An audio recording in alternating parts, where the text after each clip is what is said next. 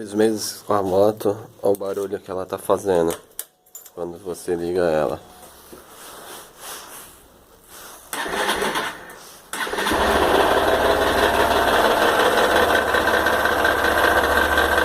E na Honda os caras vêm me falar que esse barulho é normal. Nem fudendo, essa moto tá com problema no motor. 2 meses, XRE 190.